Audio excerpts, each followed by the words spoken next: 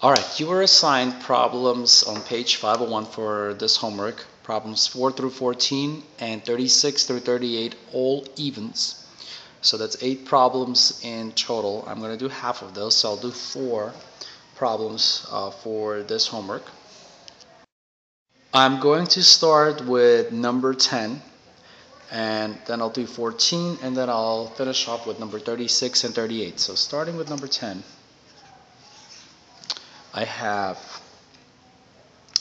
negative cube root of a negative 343. So negative cube root of a negative 343. So a lot going on here. First of all, we have this negative outside here. I'm going to leave it alone for right now. It only applies to the problem after you've dealt with the radical, in this case the cube root. Then I'm going to work inside the radical itself. So it's a root to the power of 3. So I'm going to see if I can break this number down into some kind of a power of 3. Now, while it might be a little bit difficult to see, 343 is actually a perfect cube. It's 7 times 7 times 7, and a negative 343 is a perfect cube of a negative 7 times a negative 7 times a negative 7. So remember, cube roots can have negatives underneath the root, where square roots could not. So this is going to end up being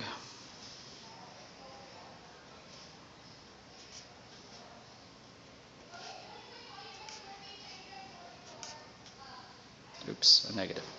So negative 7 times a negative 7 times a negative 7, which of course ends up being a negative 7 to the third power. Just like with square roots, you can cancel out a power of 3 with a cubed root. So you could cancel out powers of 2 with square roots. You can cancel out a power of 3 with a cubed root. So here we have a power of 3 and we have a cubed root. So it cancels out the root. Not the negative though, the negative is still out there. So what's left in this particular case is this negative and this negative 7. So now I'm going to write these out. So that negative from the start is still there. And so is that negative 7 that I just got liberated from the radical. And then negative times negative, that's a positive 7. And that's the answer to number 10. Number 14. We have, in a way, an actually simpler problem. So we have the negative cubic root or cubed root of 125 plus the square root of 25. So here they're mixing a cube root and a square root. Not a problem. Just deal with them separately. The cube root of 125. 125 is a perfect cube. It's 5 times 5 times 5, or you can write it as 5 to the third power. Over here, the 25, that's a perfect square. That's 5 times 5. I probably should have wrote that as 5 squared. At any rate, here I can cancel out the power of 3 and the cube root. Again, they're opposites, like squares and powers of 2 are opposite. Square roots and powers of 2 are opposite. Cube roots and powers of 3 are opposites. So what's left here is that negative and that 5. They're going to come down and become a negative 5. Over here, that's essentially a 5 squared. And you can cancel out a power of 2 and a square root. We've done this before. So all that's left here is the 5. And negative 5 plus a positive 5, well, that's a 0. And that's the answer to this particular problem. Okay, that's 14. Let's move on to number 36. So 36 and 38 are a bit tougher. They're not too bad, but there's just more work here to be done. They're just more involved. So let's go ahead and start with number 36.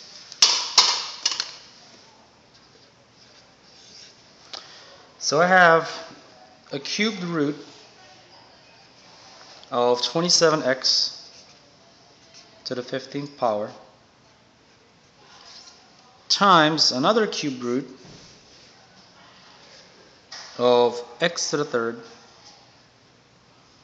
times y to the third.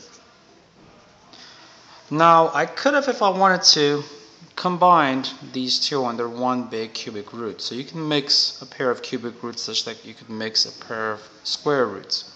But I'm not going to. I'm going to treat them separately, and there is a reason for that. The reason being is underneath the second cubed root I have x to the third and y to the third. Power of 3, cubic root. Perfect cancellation. Which means I'm done with that part. That's just x times y now. Perfect. That was very, very simple. This one is not going to come out quite that easy, but it's still going to be not so bad. First of all, I'm going to separate this cube root into two parts with the variable and the constant being separate. So over here I'm going to write down my variable, and over here I'm going to write down my constant variable. 27 is a perfect cube, 3 times 3 times 3. So I can write that down as this. The x to the 15 is not a perfect cube, unfortunately. But I can write this down as x to the third and x to the fifth. 5 times 3, actually, my bad. So that's going to be x3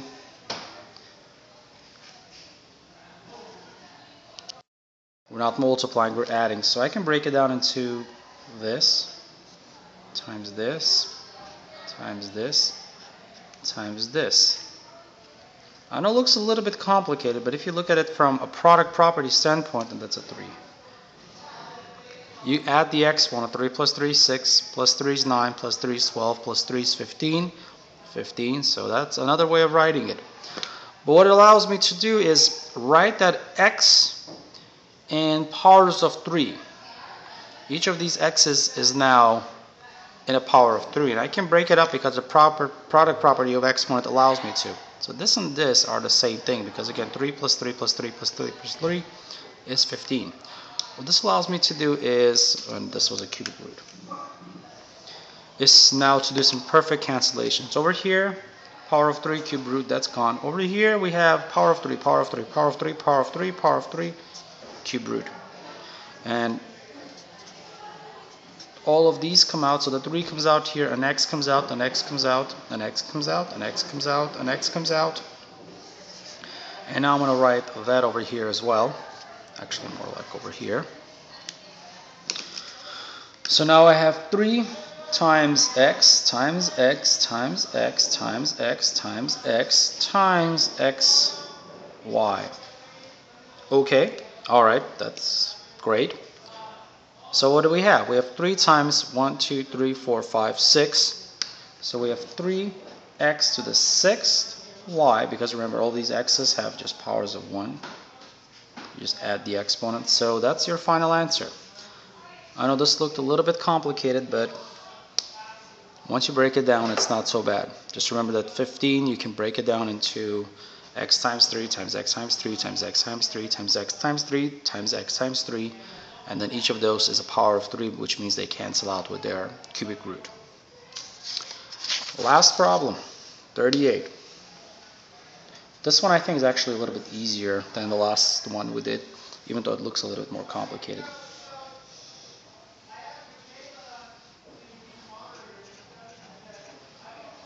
So 1000 times x to the 27 over x to the 24th times y to the 18th.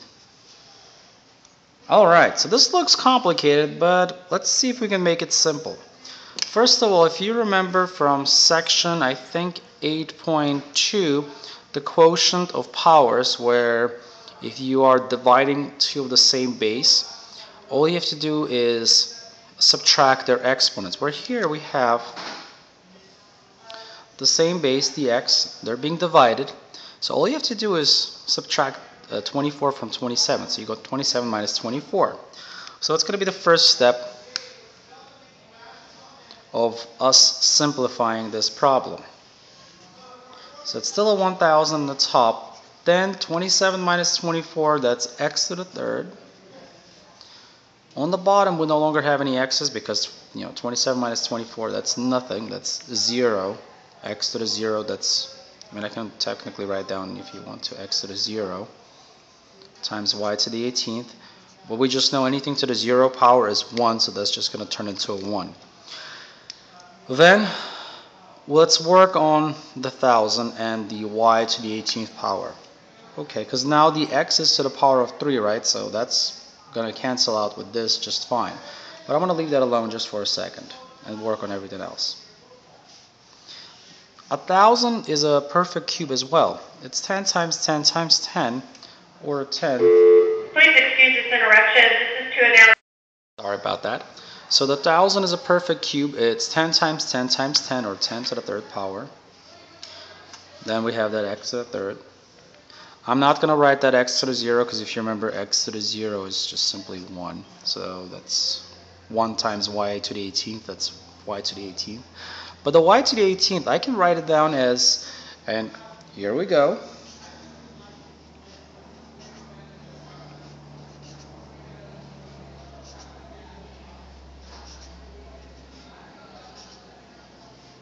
As that. Why? Because 3 plus 3 plus 3, so 3 plus 3, 6, plus 3, 9, plus 3, 12, plus 3, 15, plus 3, 18, y to the 18th, you can break it down as such. Why did I break this y down like that? No pun intended. Is because now I have powers of 3. Power of 3 here, power of 3 here, here, here, and here. And these powers of 3 are going to perfectly cancel out with the cube root. Everything here has powers of 3 now. The 10 is a power of 3, the x is a power of 3. So I'm going to start canceling things out. This is gone, gone, gone, gone, gone, gone, gone, gone, gone. The entire root is now gone. So what's left is a 10 times an x on the top, and on the bottom I have y times y times y, so I pretty much, I guess, I'll write it up again. And if you remember, all of these have powers of 1. So that's just going to be 10x all over y to the 6th power, because 1 times 1 times 1 times, sorry, 1 plus 1 plus 1 plus 1 plus 1 plus 1, that's 6. So that is the final answer to that problem. So here I quickly simplified that x because it was a quotient of powers. It was a division. I did my subtraction of exponents, 27 minus 24. I got 3 here and nothing there. Then I broke apart my 1000 into 10 to the third. The y to the 18th, I broke that apart into y to the third times itself 6 times. And then because now everything is to the power of 3, and I did that intentionally, I could have broken this down in a different way, but this way I got the most powers of the 3. And once everything was powers to the 3, I just canceled the power of the 3 and the cubic root out, and everything got outside. And I simplified the denominator, and that's my answer. You're not going to have anything quite this difficult on the quiz, but you expect to see something similar with smaller numbers. So you're not going to have y to the 18th, you'll have something smaller, maybe y to the 6th power. You might not have a 10,000 or 1,000, you might have, again, something a little bit smaller, but expect a similar configuration problem, just with smaller values. So thank you very much.